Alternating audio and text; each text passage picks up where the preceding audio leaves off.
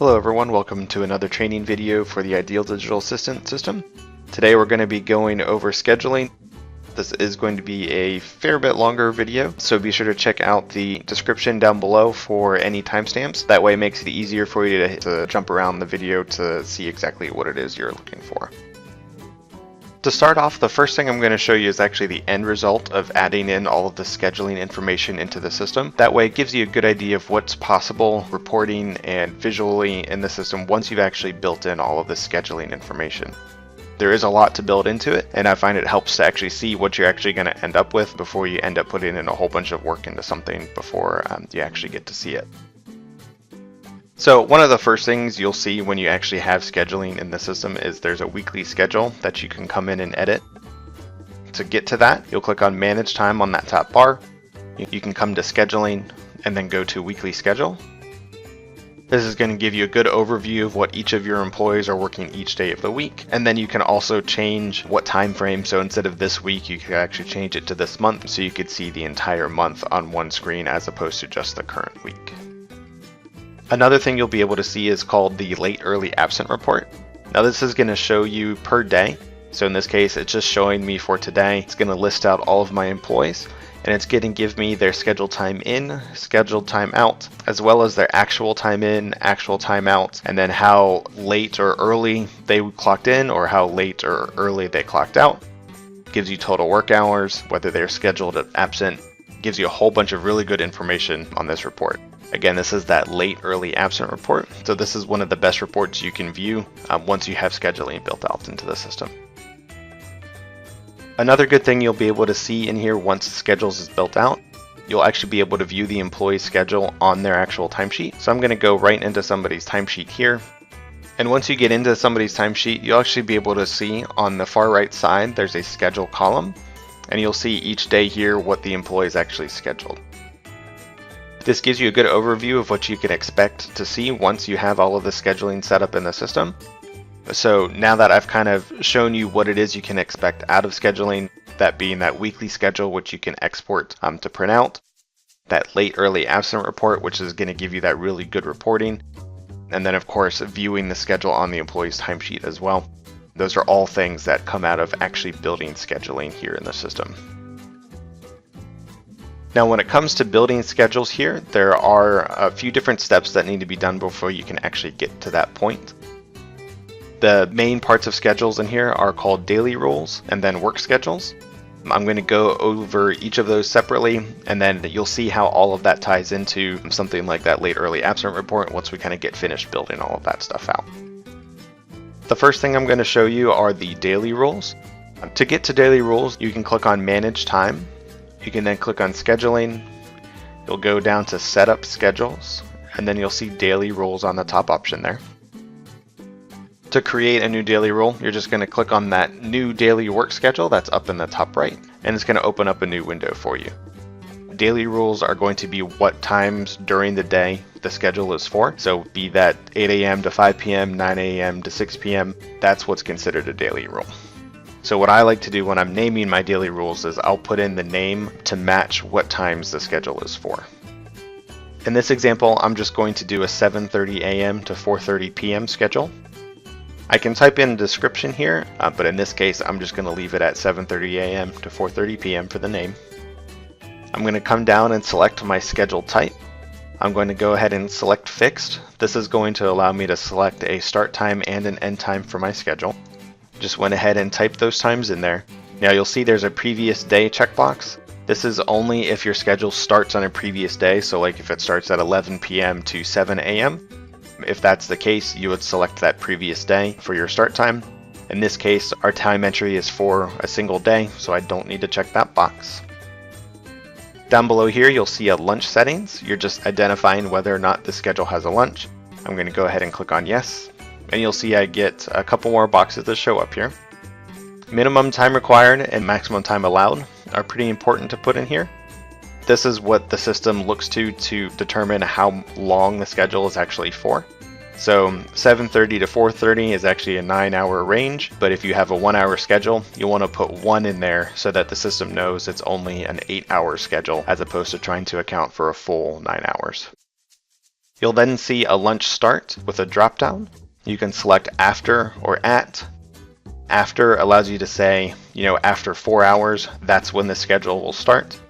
If you select the at option, you can actually type in a specific time. So let's say the lunch starts at 11:30 a.m. There's a couple additional settings after you enter in those lunch settings. The first one is cost centers. So if you want to assign specific cost centers to this schedule, you can do that by clicking on the magnifying glass to get a list of your cost centers here. In this example, I just have work location in restaurant A or restaurant B. So if I wanted this schedule to specifically be scheduled in one of those cost centers, I could do that. In this case, I'm just going to leave it blank. You'll see later on where I can actually assign that, where me not assigning it here actually makes it a little bit easier down on the line. Down below that settings options, you see some default exceptions. And I'm not really going to go over these here, just know that these are part of scheduling. Once you've entered in all the information for the daily schedule, click on that save button that's up in the top right, and you'll see it'll save that information for me. Now you'll see a new window that appears as part of the following lists. Most of the time this isn't really going to have any bearing on what you're doing when you're creating these schedules. This is only going to be for more complicated setups, and in those cases I will be training specifically with your organization if that has anything to do with what you're doing with the schedule. After you've saved a daily rule and you've come back and navigated into it again, you'll see this text here that says for existing schedules, apply change starting from. This can be a little bit misleading, but what this does, if I make any changes to this daily schedule, those changes will be effective starting the date that's entered in this box. So for example, if I had somebody scheduled 7:30 a.m. to 4:30 p.m. last week with their lunch starting at 11:30, but for this week and going forward into the future, their lunch starts at 12:30, I could make sure this date lists today, so today is the 19th, and then my lunch start is going to be 12:30 p.m. If I save this, the system will look at this date and say every date before 2/19 that had 11:30 will remain, and then every date that has the schedule starting on the 19th going forward will have 2:30. Now that we've created our daily rule, we need to create the work schedule. Now the work schedule is going to be all of your daily rules put together to make a work schedule that can be assigned to an employee.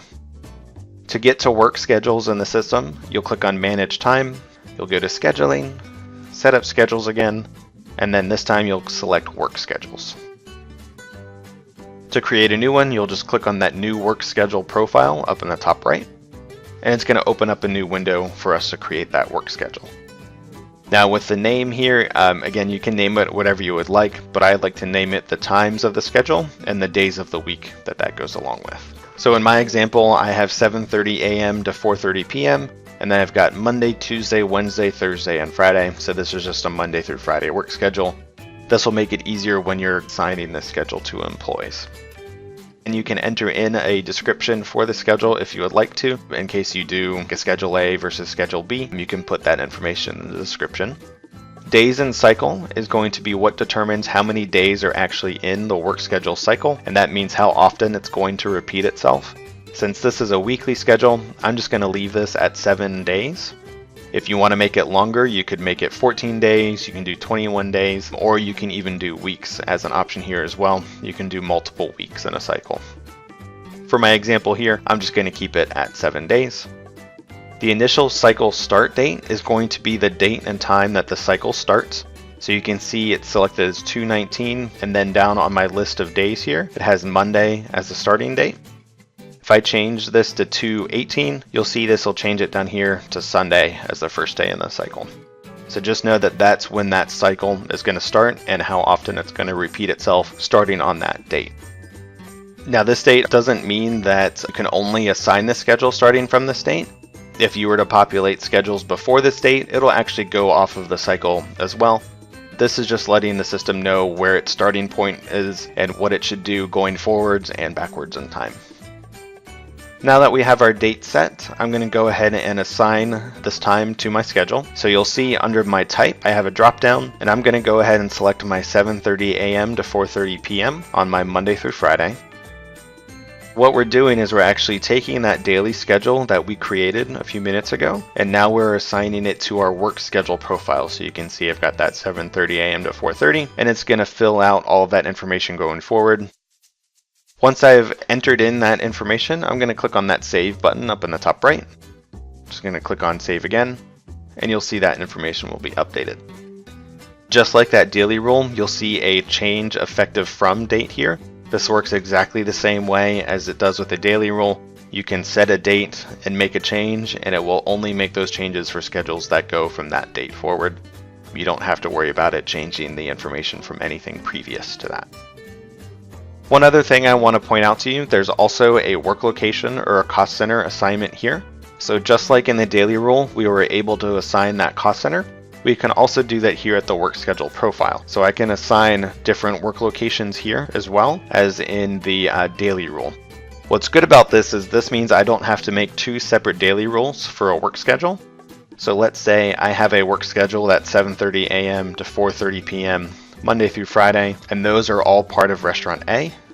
So I can go in here and assign that cost center to each of those days. And once I finish doing that, I'm going to go ahead and update the name of the schedule. So we'll do just rest A. And let's go ahead and save that. What I can do is I could actually make another one of these schedules. So if I come back out and I do new work schedule, I could do the exact same. Only this time I'm going to put in rest B here. And in that work location, I'm going to assign that to the B location. This makes it so that I don't have to actually create a different daily rule for each different cost center I want to assign. I can actually do it at the work schedule level. Now that I've made those changes, I can go ahead and save that. And when I come back out, you can see I have two different schedules here, one with A and one with B, and there's no need for me to go in and actually make a different daily rule for each one of those. Whether or not this is the best way for you to do it is really kind of up to you, but this is the way I like to do it if I have a specific person working in a specific location. This also makes it so that you don't have to make different daily rules and assign them separately here. But I mean, there's good ways to do it both ways, and you'll see another section where we're going to be able to assign what that work location is when we get to the weekly schedule view. Now that we have our work schedule created, we can actually assign it to an employee. Assigning it to an employee is actually really simple. If you come up to My Employees and then Employee Information, we're going to open up an employee profile, and on that Profiles, Time Clock, and Assets tab, you'll see a work schedule profile all the way down here at the bottom, and here I can select from the different work schedule that I've created, and I'm just going to go ahead and select that new one that I've created here. Once I've selected that, I'll click on that Save button that's up in the top right. Assigning that work schedule is going to tell the system that it should populate the schedule for that employee every week or every month or however long you have the system to automatically populate time. It's also going to be the employee's default, so if you're generating a schedule way out into the future, it's going to use that schedule as its base. Speaking of generating schedules, that's the next thing I'm going to show you. Generating schedules allows you to generate a mass amount of time with all of your employees' schedules for the time frame that you select. That way you don't have to wait for the system to automatically populate it. To generate schedules, you'll click on Manage Time again. You'll go to Scheduling, Set Up Schedules, and then Generate Schedules. Here you need to select the dates that you want to generate your schedule for. So I'm going to go ahead and select next week. So I'll do the 25th and through the 3rd. You'll see the next option, Schedule Profile. This is if you want to make the schedule you're populating the same for every single person that you're selecting. Generally though, if you have schedules assigned to employees, you don't have to select that option. The next one is Override Existing. Generally, you probably don't want to select this because it's going to overwrite anything that's already in the system. So if you have a manager that's gone in and edited their schedule ahead of time, if you go in and generate and you select this Delete Existing, it's going to overwrite everything that they've already done, and they're going to have to go back in and redo it all. Down below, you can see your list of employees. I'm going to go ahead and select all, so I can select all of my employees because I want to generate everybody's schedule for these dates. Once I've done that, I'm going to click on that Generate button up in the top right. It's going to generate my schedules for those employees for that time frame. Now you won't really see any effect here, but where you're actually going to see that is if you go to Manage Time, you go to Scheduling, and then you go to Weekly Schedule. And if I change my view to next week, you'll see that the system has generated those schedules for all those employees for that time frame that I selected. This gets us to a nice spot in the system where we can actually talk about editing a schedule at this weekly schedule view. So you remember at the beginning of our video, I showed you this weekly schedule just as kind of a result of building in those daily rules and those work schedules. Well, this is not only for you to actually be able to see, you can export this to like a PDF or an Excel file if you want to be able to post it somewhere. But you can actually come in and edit these different sections. So you can see I have different work schedules for all of my employees. If I want to edit one of them, I can just click on the day. It's going to open up a new window for me, and I can select a different schedule for that time. Now you notice in this drop-down, these are actually our daily rules. So any daily rules that we've built in, so like my 7:30 a.m. to 4:30 p.m., I can select that as an option. I can click on Save, and you'll see it'll highlight it and save the information for that schedule. Now there's nothing additional that you need to save as you're making these changes in the schedule. As you make these changes, the system is saving behind you for every change that you make, so there's no need to make an additional save while you're doing this. The system is keeping up with you while you're doing these changes. What's also great is that it'll update it on the employees' timesheets as well. So if you have a manager viewing a timesheet in the future and you're making a change to their schedule, they'll actually see that on the timesheet on their end as well. Let's change our focus in these schedules to actually talk about cost centers again. So remember in our daily rules, we had the ability to assign a cost center there. We also had that ability to assign the cost center in the work schedule. This is actually the third step. This is the third location you can assign a work schedule. So when I select on an employee schedule for a day, you'll see it has my schedule setting. So with my daily rules, I have different options, but I also have the ability to select a work location or a cost center here. So I can actually select a different cost center at this level as well. So not only can I do it at the daily rule, but I can also do it here while I'm editing the weekly schedule. So there's lots of different ways you can end up making sure that somebody's time is going to the correct cost center. What I'm going to do is I'm actually going to change this employee's cost centers so that it's showing the correct one. And as I'm doing this, if you want to look at what scheduled cost centers employees have, if you look at these extra settings, you can click on the checkbox that says Show Cost Center Path, and it's actually going to show the employee's scheduled cost center underneath their scheduled time. So you can see as I've been editing this, it's changing it to that B location, and then I've got some other people that have it in that A location. Another really good thing is that you can actually group by the scheduled cost centers for your employees. If I click on my Select Columns button up in the top right, and I do a search for scheduled cost center, there's going to be a column you can select. So in this case, you can see the scheduled cost center. I'm going to go ahead and pull that over into my active list of columns, and we'll do select columns. And you'll see here's my scheduled cost centers in that new column that I pulled over. And for my employee that has more than one, you can see it's actually listing both of them. What I can do is I group that column. So you see when I go over that header, I can click on that G. I can group that information together. And then up in the top right, there's a group by scheduled cost center checkbox. I can click there. And what this is going to do, it's actually going to put the employee that's scheduled in multiple cost centers in two different groups.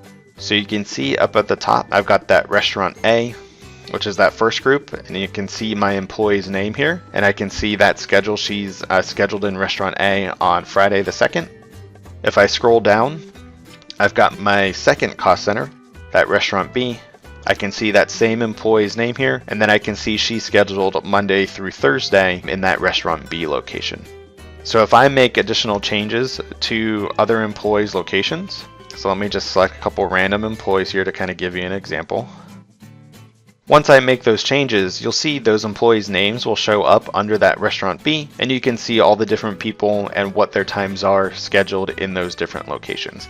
So it makes it really good to be able to see, how many hours are per location. So it's going to give me a total for those different locations, and also lets me know where those employees are actually working. This also filters down to the employee view. When an employee logs in and they can view their schedule, when they hover over the times that they're working, they'll be able to see which location they're going to be working at. There's a couple other things that you can do in this weekly schedule view. As you're editing the schedule, let's say one of your daily rules does not match what you want your employee to work.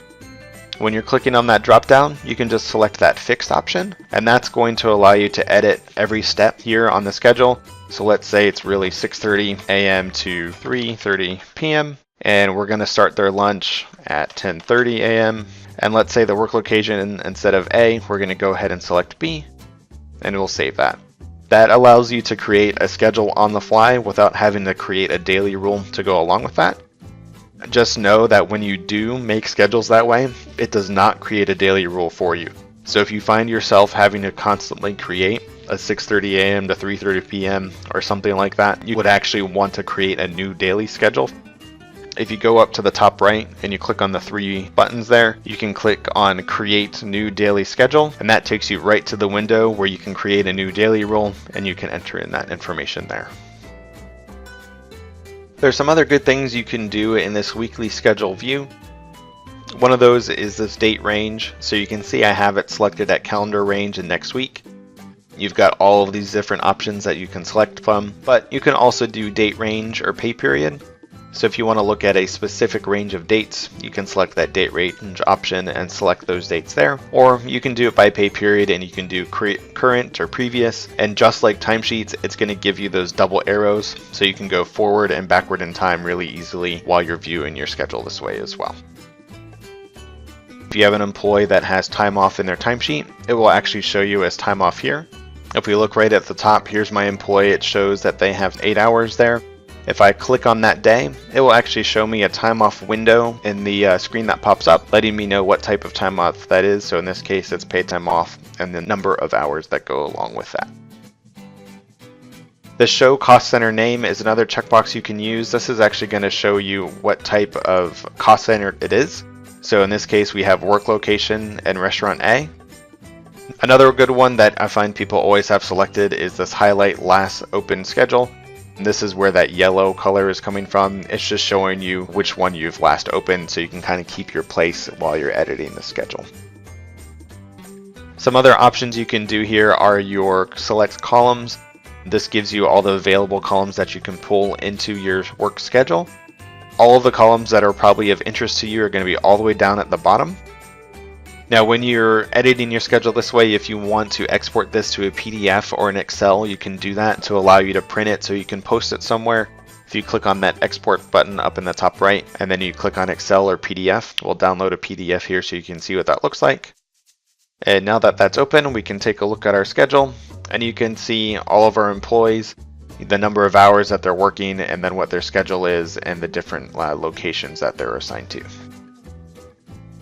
There are some other good reports in this system for you to view schedules.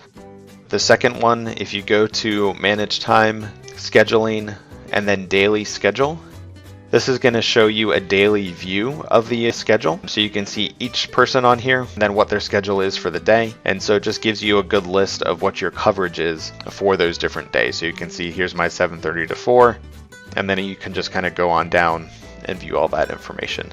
Now, if you want to actually change schedules, you can do that here. You can click on the day, and just like that weekly schedule report, you can come in and select a different daily rule, save it, and it will update the schedule here. As you're editing the schedule, you'll see over on the right side there's actually a calendar. You can select on different days on that calendar, and it will adjust this date range up here at the top, so you can go ahead and edit that schedule for the different day that you have selected. The last thing I'm going to show you again is that late early absent report. This is really the culmination of all the work of putting in those daily schedules, those work schedules, editing the schedule on that weekly schedule view to really get you a good report to see what times your employees are working. So when I pull that late early absent report, again, it's just going to show me today and show me all my different employees, what their schedule times were versus what their actual times were. But what's great about this report is you can actually change the time frame you're looking at. So I want to change this to last week. So it's going to show me all of my employees and all the days that they worked last week. And if I want to see what my one employee did last week, so I'll look up myself, I can see what schedule I worked last week. each of those days, when I actually punched in and when I actually punched out for the week. And then I can take a look to see how much time I was early in the morning or late in the morning, and how much early I was out or late out in the afternoon. This way you can always get an idea of how much extra time your employees might be working throughout the week to see if there's any sort of disciplinary action that needs to be taken based on their schedule, or maybe adjusting their schedule if you want to. Now the real power in this comes to being able to pull a longer time frame. So instead of last week, let's go ahead up and pull last year. Again, I still have it filtered by myself just so I can see that one person. And what I can do in my late in, let's change that to a greater than 0. This way, the system is going to pull every single time during the last year that the employee was late. So I can easily take a look and see who the employee was, what date it was, and how much they were late. So I can take a look to see all the different times that employee might have been late in the past year, and then do what needs to be done as far as like disciplinary action or anything like that. So this is a really great way for you to keep track of your employees and when they're actually working, and seeing how much extra time they might be working based on when they're punching in or punching out, if they're doing that early or late. If you do have any questions about scheduling, or if you would like some additional help, feel free to give us a call here at the office. We're more than happy to help you set up some of these schedules. A lot of clients that are using the scheduling find it very helpful when they're taking a look at reports like this. So it's really good to actually have this set up. Again, if you have any questions, please let us know. That's all I have for you today, and we'll talk to you later. Thanks.